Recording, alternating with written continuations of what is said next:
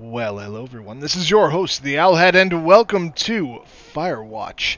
This is a brand new game on the channel. Yes, I know, another one. And I know about it, but I don't want to give anything away. Suffice to say, you're out in the wilderness. Let's just go to new game and let the story explain itself.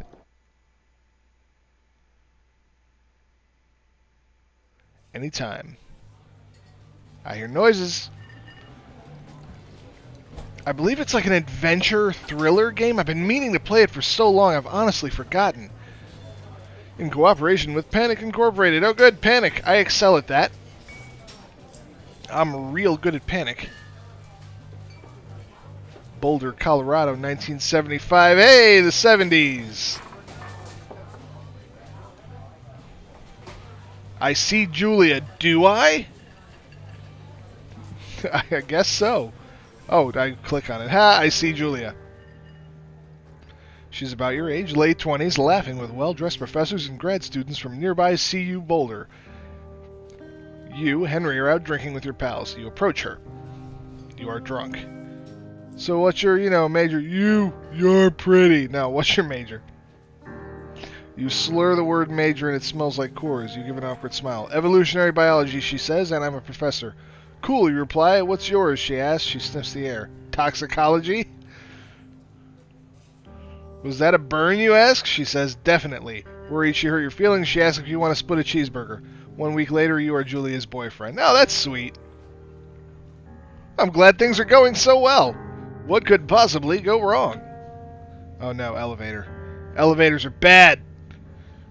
Where am I going? Button to use objects. Oh good, I can see my feet. Well, as long as we got that. Give me my backpack. Why are the buttons an upside down cross? Oh no, parking garage.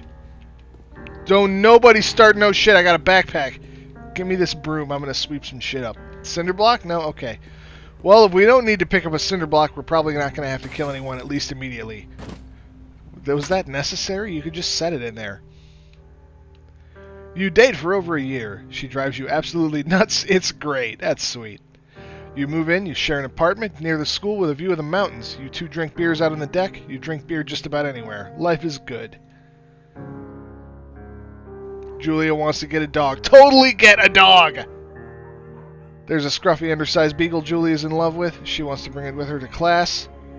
There's also an intimidating but gentle-eyed German shepherd. Nothing bad could happen to Julia while walking this dog. It's badass. She wants the beagle named Bucket. Let's get the beagle named Bucket. That's awesome. Bucket's a good dog, and a week later you've totally forgotten about the other one. Julia loves him. You love him too. Get both. Get both dogs. You talk out on the deck. It's summer, 9:30, and the heat still radiates off of the high desert. What do you think about kids, she asks. They are delicious. I mean, kids, they're not very smart or good at much. I'm saying if you and I have a couple little idiots, that would be pretty good? Sure, what the hell? In that case, we should probably get married. Yeah, I would like that, you say. These kids are going to be screwed up enough, it's probably for the best that their parents are hitched. You say she's absolutely right. What a pretty game. Look around in it. Look at this orange truck. That is a fucking orange truck, all right. My favorite color. It's absolutely beautiful. I mean, the game in general, not just the truck, although the truck is nice too. Some things, let's read them. No fireworks. You're in their country. Learn to live with bears. I shouldn't find that so funny. I just picture a bear like hanging out at the breakfast nook in my house drinking a cup of coffee. I get up and the bear's like, sup? I finished the last of the coffee. That's my bad. That's okay. I've learned to live with bears. Okay. 1980. It's a Thursday night, and Julia is 4 hours late. She doesn't call. You're worried and getting angrier by the minute. She walks in after you've gone to bed. Oh boy. She's not quite drunk, but she's clearly been having a fun time. You fight when she gets between the sheets. You get mad. You ignore her. I would hate to say get mad. But I'm not going to ignore somebody. You call her an inconsiderate asshole. She tells you to fuck yourself and not to be such a baby. You call her selfish. She knows you mean it and it hurts her feelings. Well, it is a little bit selfish. Fuck, you could at least call. Seriously, people will worry about you. Julia still likes to draw. She draws plants from her research. She draws all the places you go. She draws you. You pose and flex like He-Man. You frolic like a Victoria's Secret model. I'm probably going to pose and flex like He-Man because I'm a ham like that. You look awesome. Yes, I do. Thank you. I'm wearing my sloth shirt. That's a good luck shirt. All my shirts are good luck shirts. Did we just jump off of that? That seems relatively ill-advised. That is a spiky thing there. Is it a part of a tree, or is it just an angry plant? It looks like a piece of a tree. Okay. Everything is orange. This is awesome. Best game ever. 10 out of 10. Would orange again. I'm having a little too much fun here. 2 forks. 2 forks. Lookout tower. 8 more miles still. Awesome. Spacebar to climb over obstructions. Jump unnecessarily. Bro, you gonna get there at night. During the summers, you and Julia enjoy walking bucket at night. I almost said Starbucks. Maybe I just want some coffee. There's a festival in town that brings folks from faraway places. One of them tries to mug you with a knife? Dude! Bucket gets kicked. Baba, fuck the dog, Julia yells. She gets flustered and has trouble speaking when she is stressed. You confront the attacker. You beat his goddamn face in. I'm doing it because he kicked my fucking dog. You don't feel very tough. You cry your eyes out before the cops show up. Julia asks to take a different path from that day forward. You say okay, you don't want to go that way either. From then on, you walk by the river. Hey, he kicked my fucking dog. You don't do that. Plans to have kids get waylaid by work. Of course. Julia gets offered a job at Yale. Yale's in Connecticut, 2,000 miles away. It's a great job. Associate department chair. She wants to move. You absolutely do not. Convince her not to take the job. Agree if she commutes back and forth. How can you commute back and forth from 2,000 miles away? You don't want to do that. Like, that's the end of... That's a bad idea. I'll go with it. You want her to do what she wants, but that's a long way away. You ask her if she'll commute back and forth. You don't want to move to Connecticut. She says that'll be hard, but she'll do it if you won't move. You tell her not to pass up what's what she wants. Yeah? Flies to Boulder 3 times each semester. Julia is sent home from Yale on paid leave after having an episode. She lost it on a colleague for borrowing books that were important to her research. She didn't remember she had happily loaned them to him just 2 days prior. Oh boy. She was found crying in the stairwell. You say that maybe you guys should talk to someone about it. You make macaroni and drink wine and try to forget about it. No, you had that shit off at the pass. Ah, that's rough. This has taken such an unpleasant turn. Remember when we picked Bucket out? Wasn't that great? After seeing multiple doctors and having many tests, they are worried that Julia might be suffering from early onset dementia. She is 41. That sucks. You both decide to keep it a secret for now? What a horrible and legitimately unexpected twist. Bro, you didn't hustle and get to the thing before? Lookout? Journal. Pick it up. Why are we out in the woods? Is that why? Oh, we're still met. Is that how I look? Is that my... I didn't expect... penis. Okay, Bucket is getting older. Julia comments that it's kind of nice because he gets in less trouble around the house. A week later, she goes back to the university. Oh, boy. Julia's affliction gets worse. She can't remember things in her class. Her research is in shambles. She drives her car to the next town over for no particular reason and has to be brought home by the police. She is devastated. She is sent home on permanent medical leave. No fucking way. Some days you get the Julia who calls you a dope and your unborn children little idiots. Other days you get a stranger. She pulls you into bed to make love. After 5 minutes she goes into a panic believing her dad is at the door. Damn! Yo! You tell her family they are crushed and begin to make trips to and from their home in Australia to visit her. For a while, your friends come by with little things to brighten the day. She gets worse. What the fuck? Game, you were so happy in orange. You spend your days following Julia around the house. You count the seconds between the 2 weekly visits from Daniel, the nurse. He suggests Julia should live somewhere else, somewhere with 24-hour care, a home. It sits with you for a couple of months. You decide to move her into a full-time care facility, or you are determined to take care of her by yourself. Here's the thing. If it was a medical issue where we were not capable, then I would say, you know, clearly you have to have around-the-clock care by a medical professional, but you don't just bail on people, so you've got to You've got to take care of her by yourself, man. That's what you do. Oh, man. Gorgeous. Look at those views.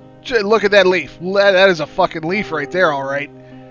Cell shaded. Just so cool. Do I go up or do I go over here? Do I hop over this? I do not hop over this. Okay, so is it an on the rail? Okay, it's on the rails. We can't just take different paths through the forest. I'm going to freak myself out too much. Too many possibilities. I wouldn't know what to do. There was a river over there. I wanted to go play in it. Man, this is quite a view already. Ooh, dangerous. Probably incredibly dangerous. That is a deer. You look like food. Dude, I can't kill it and eat it. It is impossibly hard. The worst is when you get mad at her, like when she tries to cook her own food. You can't do anything without her, and she can't do anything without you. That sucks. That is rough, man. When she goes to sleep, you stay up for a few hours, drinking on the deck, watching baseball in the summer, college basketball in the winter, drinking then too. Drinking a little too much, it sounds like. You start going out after you put her to bed. The first time you do it, you worry about her getting up and walking around while you're gone. You put a chair in front of the bedroom door. You trust that she sleeps like a rock. Okay, look, you shouldn't be doing it. And if you have to put a chair in front of the bedroom door, she gets up confused. That's going to be the worst thing. She's going to end up hurting herself if we don't, though. I just know it. I could see it. You go to the same bar at the boring end of Pearl Street. It's nice there. Over time, you tell Sheila, the bartender, everything. It's a huge weight off. You're home and in bed by 1 a.m. a couple of nights a week. You look forward to those nights. Duh, you're going down the wrong road there, buddy. One night you stopped at a DUI checkpoint. You blow a .10 and are taken to jail for the night. You consider trying to hide it, but you tell your sister-in-law, Susan. You're an asshole. Or me, I'm an asshole. Somebody's an ass. Julia's parents take the next plane from Australia. They can't believe the state your house is in. They tell you Julia is coming to live with them. You don't argue. You say you'll visit soon. A few weeks go by. Summer is coming and you see an ad in the paper for a job. Wow! Things are fucked. You take it. Yeah? That is horrible.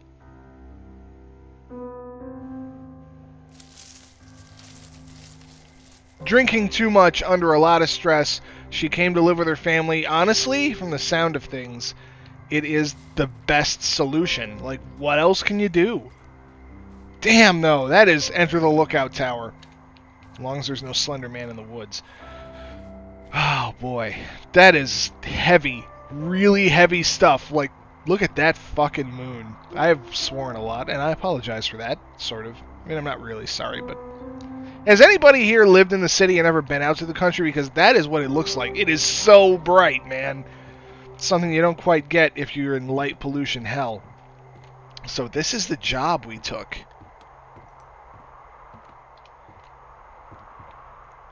Awesome potential job.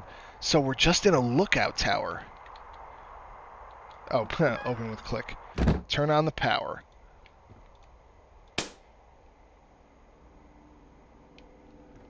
It seems kind of cool. Tower. Hello, person.